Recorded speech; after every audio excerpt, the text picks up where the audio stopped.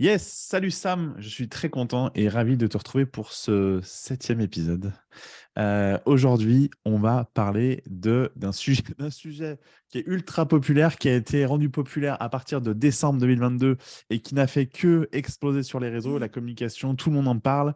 Et j'ai l'honneur de t'annoncer qu'on va parler de l'intelligence artificielle. On va parler aujourd'hui des avantages qu'on peut en tirer, que ce soit encore une fois pour le côté pro et comme pour le côté perso, mais également des limites. Parce que c'est chouette, l'intelligence artificielle, c'est le monde d'aujourd'hui et de demain, mais c'est aussi un terrain sur lequel il faut faire attention et il peut y avoir des limites. Et c'est ce dont on va parler aujourd'hui, puisqu'encore une fois, on commençait à en parler en off et, euh, et globalement, on ne peut pas occulter ce sujet qui, là, au moment où on fait cet épisode 7, on est en 2023, on est en avril 2023. C'est un sujet effectivement qu'on entend et on voit de partout. Et donc, je trouve intéressant qu'on aborde ça dans cette vidéo du jour, dans ce podcast du jour. Oui, merci Romain. Je vous souhaite toutes et tous en superbe énergie pour avancer dans le bon sens dans votre activité et de votre vie personnelle. Alors, on voulait vous parler de ChatGPT, des avantages et des limites. Alors, il y a un terme que vous avez peut-être déjà entendu qui est le terme d'objet brillant.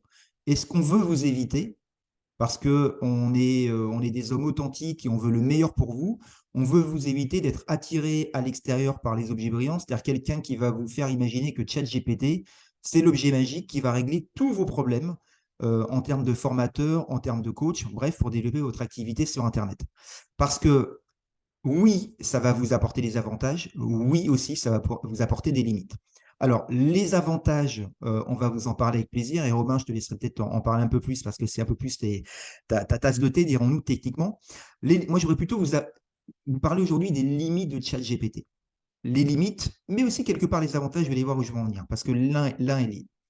Les limites de ChatGPT, c'est que ça va vous amener ça va résumer quelque part ce qui se fait également dans l'intelligence humaine, ce qui est rendu valable à l'extérieur et qui est visible sur le marché ou en tout cas sur le web, sur Internet. Et ça va permettre d'y accéder beaucoup plus rapidement, même très facilement, puisque ça va être synthétisé à travers une intelligence artificielle. Donc jusque-là, tout est OK, c'est parfait. Ce qu'il faut bien comprendre, c'est que dans votre domaine d'activité, que ce soit le coaching ou la formation, puisque c'est principalement ça dont on parle, eh bien oui, vous allez gagner beaucoup, beaucoup, beaucoup de temps pour implémenter votre business. Et ça, Romain est la bonne personne pour vous.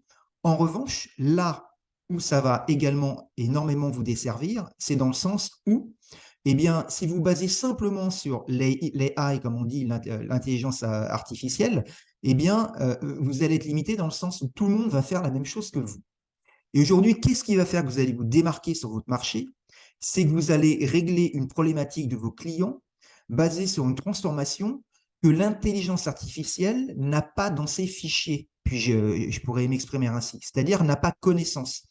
Et c'est votre créativité à trouver une solution qui n'existe pas encore ou une solution qui existe mais que vous avez améliorée et qui du coup ne sera pas répertoriée dans ChatGPT, qui va faire que demain, vous allez non plus être en concurrence avec aujourd'hui des milliers et des milliers de coachs et de formateurs, mais vous allez avoir une solution unique qui va vous faire sortir du lot et faire en sorte que vous allez attirer beaucoup plus des clients, non pas que vous ayez l'objet magique apporté par l'intelligence artificielle, mais parce que vous allez produire un produit unique qui apporte une solution unique que personne ne trouvera sur ChatGPT ou autre, en tout cas, ne trouvera pas dans l'intelligence artificielle. Comment tu sens la chose, Romain, à ce sujet? Ah, je suis ultra inspiré là, j'avais plein de choses à dire. Je valide ce que tu as dit et je vais résumer sur ce que tu as dit. Il y a un mot qui ressort, c'est la créativité. Euh, je vais parler d'avantages et de limites. Je vais parler d'avantages et de limites de ChatGPT, mais de l'intelligence artificielle de manière globale. Aujourd'hui, si on te met une Ferrari entre les mains, que tu n'as pas le permis, que tu ne sais pas la conduire ou que tu n'oses pas trop appuyer sur le champignon, tu vas exploiter cette Ferrari, mais peut-être pas de manière à 100% et tu ne vas pas l'utiliser correctement. À ChatGPT, l'intelligence artificielle, c'est un petit peu ça aujourd'hui. C'est quand même une mine d'informations, une mine d'or qui est là à disposition de tout le monde. C'est chouette. Si vous ne savez pas l'utiliser correctement, effectivement, vous allez rester au balbutiement de s'amuser un petit peu, d'aller chercher faire des recherches, mais ça ne va pas vraiment donner des bons retours. Les avantages de ça, c'est que bien sûr que si vous utilisez correctement l'intelligence artificielle, ça peut vous aider effectivement tout domaine confondu. On va parler business, mais dans tout domaine confondu, ça peut vous aider. Et ça, je trouve ça bien parce qu'aujourd'hui, ben, on ne peut pas l'occulter, c'est le marché qui est comme ça et on tend à aller de plus en plus vers cette ère d'intelligence artificielle. Donc, c'est bien de l'utiliser ou en tout cas de s'en approcher pour regarder un petit peu comment ça fonctionne et pourquoi pas s'en inspirer. Par contre, selon moi, là où ça a ses limites, et ça reste que mon opinion, mais qui rejoint la tienne, c'est que, et je précise, on ne s'est pas consulté avant sur nos opinions là-dessus, c'est qu'aujourd'hui, on peut tous faire des choses sur ChatGPT, on peut tous sortir des textes ou voilà, des textes qui sont sortis sur un contexte ou une situation qu'on donne. Bien sûr, il y a l'art et la manière d'amener ce contexte. Donc, bien sûr, l'utilisation, les requêtes que tu vas utiliser vont dépendre beaucoup des réponses que tu vas obtenir. Mais il y a un point où faire très attention, c'est pour moi la créativité. Parce que si on se met tous les deux ou tous ensemble, on fait tous le même prompt, donc c'est une ligne de commande qu'on tape dans ChatGPT, on va avoir la même saveur, le même texte. Mais où est la créativité là-dedans? Donc, et ça, je redis un petit peu, j'en ai discuté avec des élèves il n'y a pas très longtemps. Mon point de vue était le suivant, parce qu'on me disait, mais Romain, t'en parles, mais pourquoi pas plus que ça? Mais il faut savoir déjà que j'avais une certaine réticence. J'adore tout ce qui est geek, marketing. J'aime bien me regarder, j'aime bien m'informer. Mais ça, j'y suis allé un petit peu à tâtons parce que l'intelligence artificielle, c'est bien, mais je voulais pas que ça me bouffe ma créativité. Parce que si je commence à m'habituer à cet outil-là, je vais tellement avoir l'habitude de le faire, et je me connais, hein, je m'excuse, mais là, je suis totalement authentique. Parfois, je peux être feignant. Si je m'habitue à ça, je vais être feignant dans la création que je vais apporter dans mon cerveau. Et il va se passer exactement ce qui se passe parfois. Parfois, ben, je suis en train de dire quelque chose, j'oublie ou je fais moins marcher ma mémoire, et ben, parce que j'utilise beaucoup mon PC. Donc, c'est la vie, c'est comme ça, à moi d'entraîner ma mémoire. Mais j'ai pas envie de perdre justement ce côté créatif. Je suis pas un très grand créatif, mais j'ai envie de garder mon authenticité. Et si je commence à trop utiliser l'intelligence artificielle, je sais ce qui va se passer, c'est que ces robots-là vont prendre un peu le dessus. Je vais commencer à les utiliser de manière sciemment et puis régulière. Et au final, ben, je vais en oublier ma créativité. Puis je vais partir sur des textes qui vont être, on va dire, basiques, alors évolués par l'intelligence artificielle, mais qui ne seront pas de moi. Et c'est là où je pense qu'on a une carte à jouer. Et c'est là où pour moi, l'intelligence artificielle a ses limites. C'est que euh, aujourd'hui, il y a tellement de monde sur le web que pour se différencier, c'est garder son unicité, son authenticité. Ça, c'est incopiable. Eh bien, pour moi, c'est de garder ce côté créatif, c'est de savoir juger et jauger à petite dose de comment j'utilise l'intelligence artificielle et comment j'utilise mon cerveau à bon escient pour garder ce côté créatif. C'est très important parce qu'encore une fois, si vous perdez à tout laisser faire par l'intelligence artificielle, vous perdez cette saveur d'authenticité qui aujourd'hui, pour moi, l'authenticité, c'est l'ingrédient nécessaire pour capter l'attention de votre audience, par exemple, ou vos clients, etc. Donc, attention pour moi, l'avantage, c'est très puissant, c'est très fort, ça peut donner une bonne base de travail, des idées. Moi, je ne me cache pas, parfois j'utilise pour avoir des idées, pour avoir des mots, trouver des mots, des expressions. Ça m'aide vraiment pour ce côté-là. Mais par contre, quand il s'agit de rédiger, par exemple, ma page de vente ou, je sais pas, même un article de blog ou même un post, eh bien, en fait, je le fais moi-même, même si ça me prend peut-être plus de temps. Alors là, je vais enlever la productivité. J'en ai rien à faire de passer 10 minutes de plus ou 20 minutes de plus. Moi, ce que je veux, la finalité, c'est que mon post me ressemble.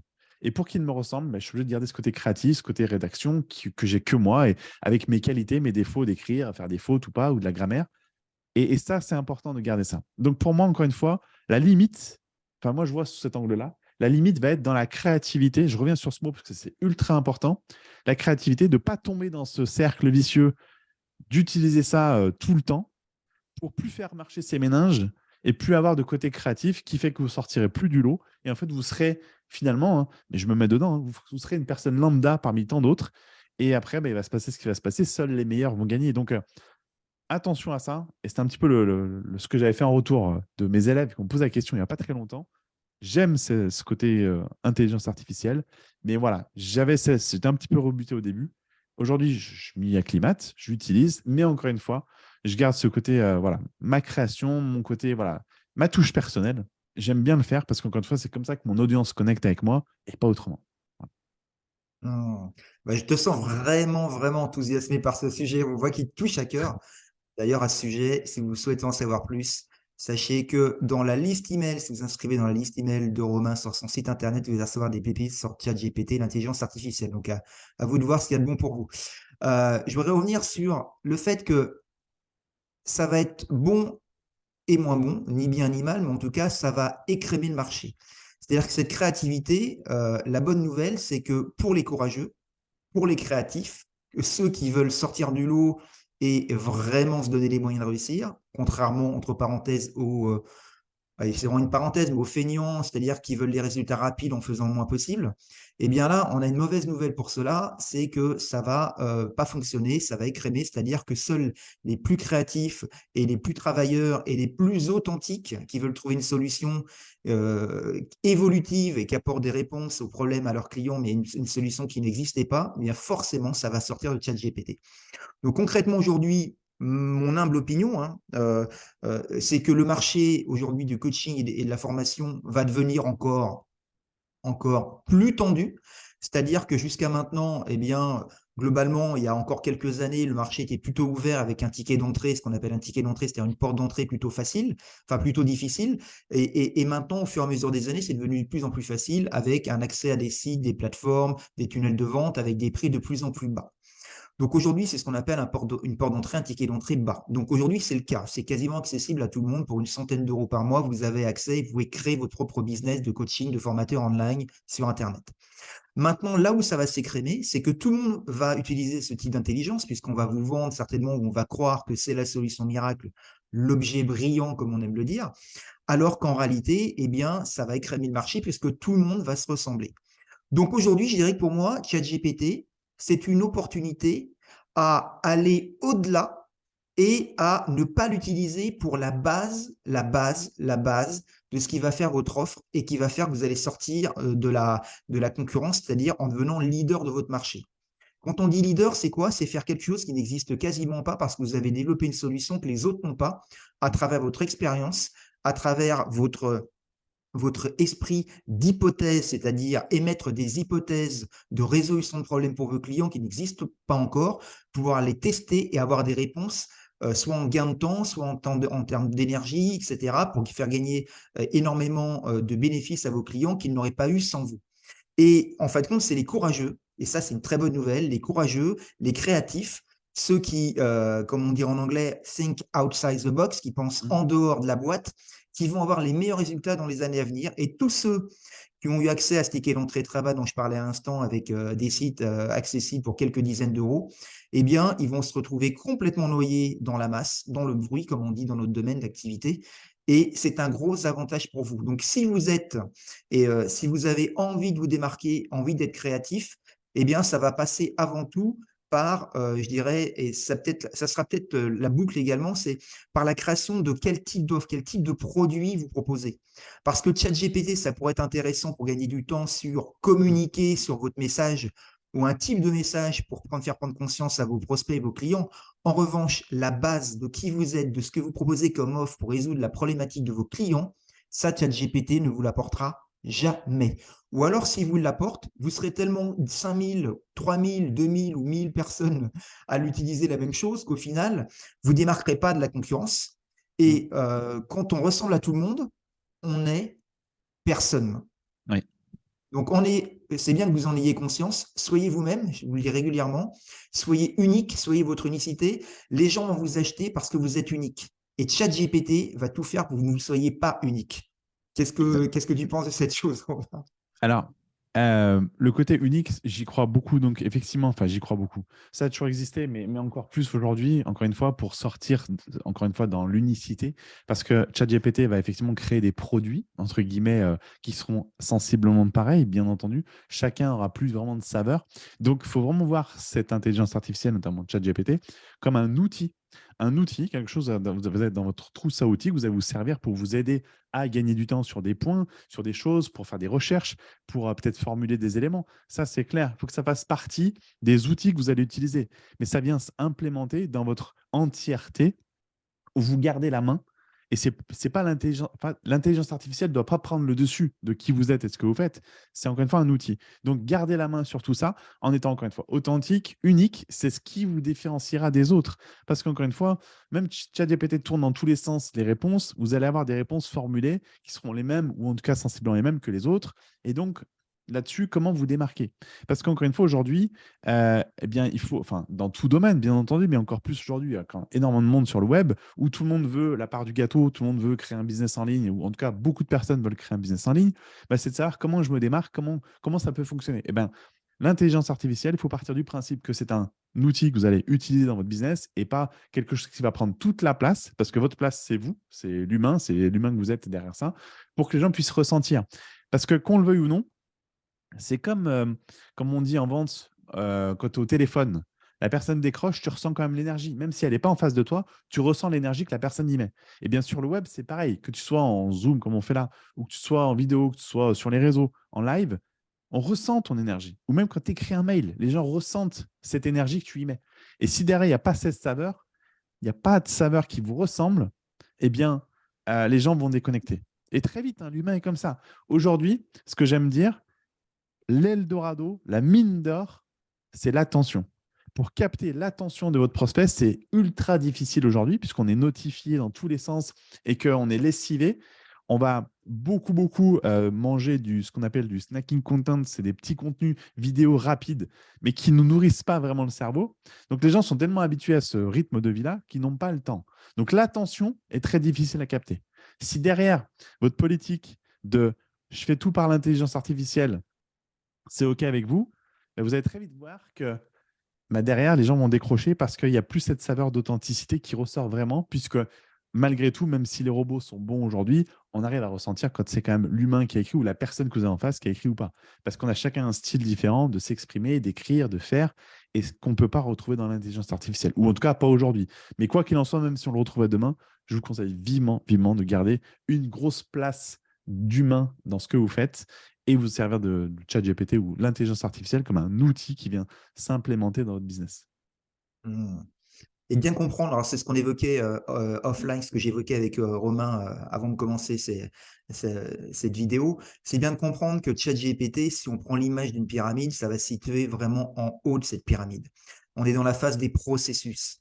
Et un processus, si on n'a pas une base solide qui est, alors bien sûr, la psychologie entrepreneuriale qui fait partie de la base, voilà, quoi qu'il en soit, à 1000%. Et au-delà de ça, je dirais la base produit, c'est-à-dire quelle solution vous allez proposer à vos clients, enfin, une proposition, une solution qui va vraiment les aider différemment des autres et sur laquelle une proposition que vous avez validée, qui a vraiment des résultats. Et ensuite, bien au-delà, va arriver justement cette phase, par exemple, GPT, d'intelligence artificielle. En revanche, c'est de comprendre que ça arrivera en haut de la pyramide et non pas sur la base. Donc, c'est de vous mettre de l'attention sur le fait que, attention justement à l'objet brillant qu'on va essayer de vous vendre, qu'énormément de gens vont essayer de vous vendre en vous faisant croire que ChatGPT, c'est votre solution pour lancer votre business sur Internet. Alors que oui, ça fonctionne. En tout cas, ça peut permettre de créer un petit peu plus d'awareness, un peu plus de conscience sur ce qui se fait. Maintenant, votre base, on revient toujours à la même chose, créative, de solution par rapport à la solution que vous apportez à vos clients et à vos prospects, ça va faire partie de cette base. Et là, vous comprenez bien que la base, on est bien en amont de ces systèmes d'intelligence, ChatGPT ou autres, et que sans cette base, c'est-à-dire la psychologie de l'entrepreneur et la définition de votre produit, eh bien, il se passera, on pourra dire, pas grand-chose pour vous. Vous allez aller dans le mur.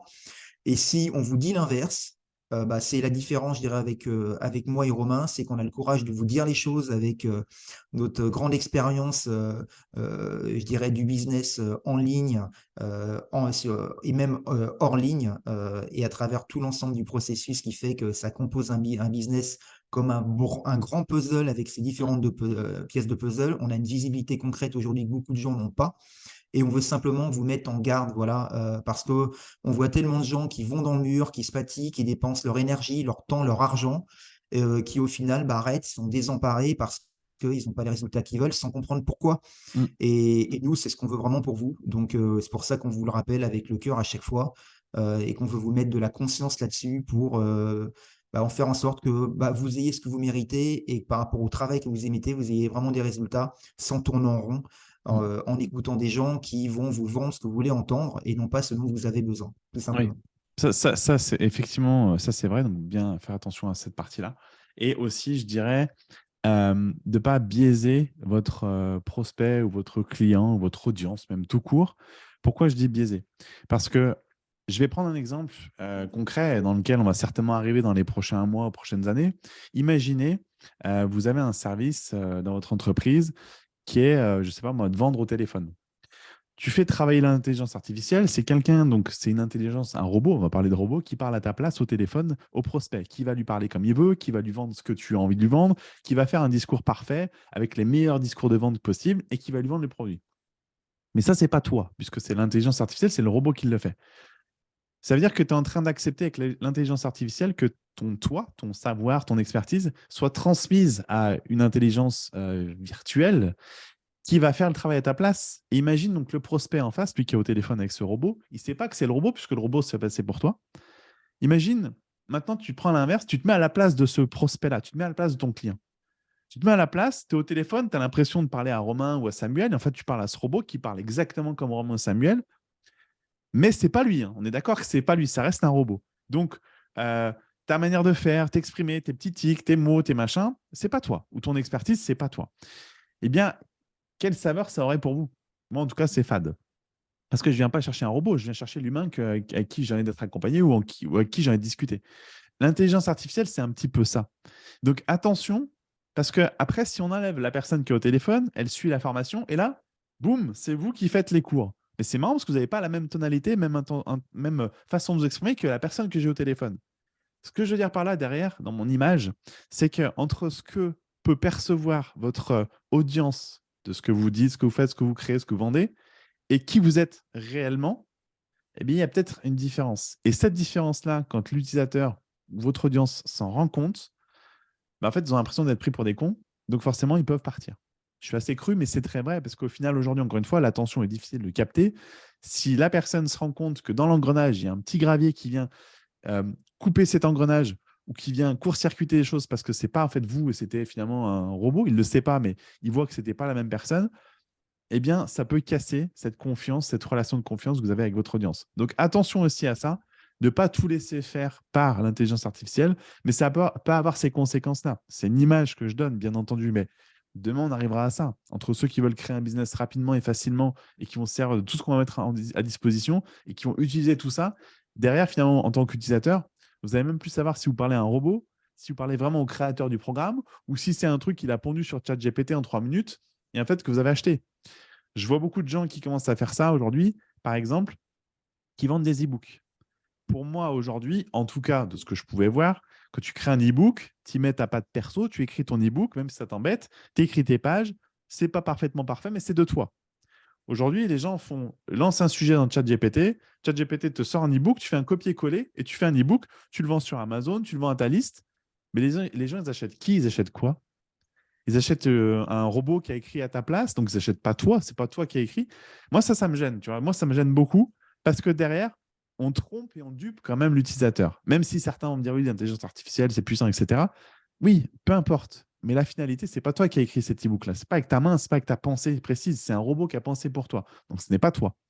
Et ça me gêne. Donc, il y a des dérivés qui font qu'aujourd'hui, ça, j'approuve pas. Donc, pour moi, c'est les limites de ne pas aller dans ce domaine-là et plutôt garder encore une fois, pas parfaitement parfait, mais de faire, soit l'intelligence artificielle vient prendre une place pour vous aider, ok, mais voilà, gardez bien cette alchimie et soyez conscient, encore une fois, en tout cas, c'est mon point de vue, c'est mon opinion et je la valide à 200%, que ça plaise ou pas, peu importe, c'est que pour moi, il y a besoin des deux, mais vraiment bien juger et pas tomber dans le truc d'utiliser absolument l'intelligence artificielle. Donc voilà, avantage, inconvénient, enfin avantage et limite, voilà moi ce que je pourrais dire en tout cas sur le sujet. Ça me rappelle une vidéo là, d'une chanteuse anglaise qui est très connue, le nom m'échappe, mais, ça me reviendra peut-être. Une de ses chansons, c'est euh, Parfaitement imparfaite. Hmm. Et à un moment donné, elle commence le clip vidéo avec ce maquillage, ses beaux ongles, ses tenues, etc. Et petit à petit, on arrive à la fin de la vidéo. Elle prend ses doigts, elle enlève les ongles, les faux ongles. Elle prend un démaquillage avec un coton, elle s'enlève le maquillage, elle s'enlève les faux cils et elle est comme elle est. Et d'ailleurs, dans cette vidéo, eh bien, on a différents personnages qui se montrent tels quels, certains avec des problématiques graves. Il y a une femme notamment qui a une problématique physique importante, une autre un visage qui est un petit peu hors du commun. Et en fin de compte, cette chanson, elle résume très bien ce que tu dis, c'est-à-dire parfaitement imparfait. Et c'est pour cette raison d'ailleurs que la plupart des gens, même qu'on connaît, certaines personnes célèbres, le sont, parce que justement, ils sont parfaitement imparfaits en termes physiques, voire même en termes émotionnels ou mentaux. Regardez et pensez à tous ces acteurs, pas les lambda, mais certains acteurs qui ont un profil qu'on pourrait qualifier parfois d'ingrat, qui Mhm. sont connus et reconnus parce que justement ils ont ce profil et ils n'auraient jamais percé dans le domaine du cinéma s'ils n'avaient pas eu ce profil ou cette tête, comme on dit dans le jargon, cette gueule. Exact. Et aujourd'hui, vous devez d'avoir une gueule. Ouais. C'est cette gueule qui va faire que vous allez sortir du lot et qu'on va vous remarquer. Parce qu'aujourd'hui, au même titre que, enfin, principalement dans le cinéma, et ça, c'est des domaines connexes, mais du coup, qui s'appliquent à tout, ce qui fait que quelqu'un va devenir connu et va réussir sa carrière, c'est pas forcément qu'il soit meilleur que les autres, c'est qu'il a une gueule, et Mhm. c'est parce qu'il a cette gueule qu'il s'en sort. Et la même chose d'ailleurs pour certains chanteurs. Il y a des chanteurs qui sont connus, qui ont des millions de fans, voilà, qui ont une très grande réussite et qui pour autant, aujourd'hui, je l'ai entendu maintes et maintes fois, qui chantent moins bien que des chanteurs que vous pourriez voir Mhm. limite dans un cabaret ou dans une petite salle, qui ont plus de talent, mais qui n'auront jamais percé parce qu'ils n'avaient pas cette gueule. Donc, encore une fois, c'est vraiment toute la différence. Ça va être, soyez, on y revient toujours, hein, c'est soyez unique en fin de compte. Mhm. Soyez unique, soyez parfaitement imparfait, c'est-à-dire soyez vous-même. En revanche, je vous l'accorde, c'est pas facile. Moi, ça fait partie de mes spécialités et de mes préférences. Ça va demander de travailler sur votre psychologie d'entrepreneur, aussi bien dans le domaine de la réussite que dans le domaine de l'accomplissement, c'est-à-dire sur vous-même, parce que entre le dire et le faire, il y a un écart. Autrement, ça serait facile et ça ne se passe pas comme ça. Et c'est ce que j'aime faire, notamment parmi mes coachings, et j'aime réaliser avec vous, c'est vous accompagner sur le mindset, sur le produit, sur toute la mise en place également, au même titre que Romain. Et parce qu'en effet, être parfaitement imparfait, quand on le dit comme ça, c'est facile. En revanche, avec toutes nos croyances limitantes et qui on a appris à être quand on était enfant par rapport à qui on est aujourd'hui, en fonctionnant sur le même mode de pensée, alors que on est des adultes de 30, 40, 50 ans, 60 ans ou plus. Et sauf qu'on a oublié que, en réalité, on n'est plus avec papa, maman, ça fait déjà longtemps qu'on est adulte. Mhm. Sauf que l'inconscient, lui, il ne le sait pas, ça, il l'a oublié. Donc voilà, c'était juste vous rappeler, je fais un petit lien avec le mindset et la psychologie qu'on peut avoir et qui souvent est un des blocages pour vous permettre d'implémenter ce qu'on évoque avec vous lors de nos vidéos. Mais c'est important de vous dire également que vous n'êtes pas responsable, vous êtes responsable des actions que vous posez. En revanche, vous n'êtes pas responsable souvent des résultats que vous n'avez pas parce que vous avez des blocages inconscients qui fait que même si vous avez la meilleure des intentions, eh bien, et même si on vous dit soyez unique, même si on vous dit bah, ayez une gueule et faites en sorte justement de vous démarquer, eh bien, ça va pas être facile, on en a conscience. C'est pour ça qu'on est là pour vous aider du mindset au produit en passant par toute la phase de systématisation, de tactique et de stratégie. Exactement. Mais écoute, je te remercie, Sam. Et on va terminer là-dessus sur ce sujet-là de l'intelligence artificielle qui était important de rappeler les avantages et on va dire les limites. En tout cas, on donne notre point de vue. Les gens qui nous écoutent, d'ailleurs, je vous invite à liker notre vidéo, vous abonner ou mettre une note si vous êtes sur le podcast. Vous en faites ce que vous voulez. L'idée, c'était vous transmettre ce que nous, on pense de cette partie-là qui est aujourd'hui émergente et qui va aller de plus en plus dans le monde actuel. L'intelligence artificielle, on va en parler de plus en plus. C'est de savoir à quelle jauge je l'utilise et quelle dose je l'utilise dans mon business. Garder vraiment en tête d'être garder quelque chose qui est une mine d'or pour moi, c'est la créativité, votre authenticité. Et ça, c'est garder votre charisme finalement, parce que vous êtes votre propre chef d'entreprise, c'est vous qui drivez votre boîte. Si les gens viennent vers vous, c'est aussi pour vous. Donc, et faites attention à ce que le robot ne remplace pas forcément cette partie-là, mais servez-vous-en, puisque si ça peut vous aider à gagner du temps sur des tâches, faites-le. Mais voilà, gardez en tête de garder le contrôle de votre bébé, de votre bateau, et pour avancer et d'utiliser avec parcimonie, on va dire, l'intelligence artificielle. Bien sûr, comme j'ai dit en tout début de la vidéo, c'est de l'utiliser correctement, parce que si on fait mal les choses, eh bien, l'intelligence artificielle n'est pas plus malin que nous. Hein. Si on la drive dans le mauvais sens, bah, elle ne va pas vous sortir des bonnes choses. Donc faites attention juste à ça. En tout cas, merci Sam d'avoir partagé ton avis avec moi aujourd'hui sur le sujet de l'intelligence artificielle. Encore une fois, je vous invite à liker ou commenter si vous les mettez en commentaire dessous. Il y a des questions que vous pouvez nous poser, on peut interagir et en faire même des vidéos. On fera un prochain sujet, un prochain entrevue tous les deux sur un autre sujet qu'on abordera, qui nous semble important de vous partager. N'hésitez pas encore une fois à vous abonner à notre chaîne YouTube ou mettre une note sur le podcast. Je vous dis à très bientôt. Salut Sam pour une prochaine vidéo. Salut Romain, merci à toutes et tous. Portez-vous bien et à très vite.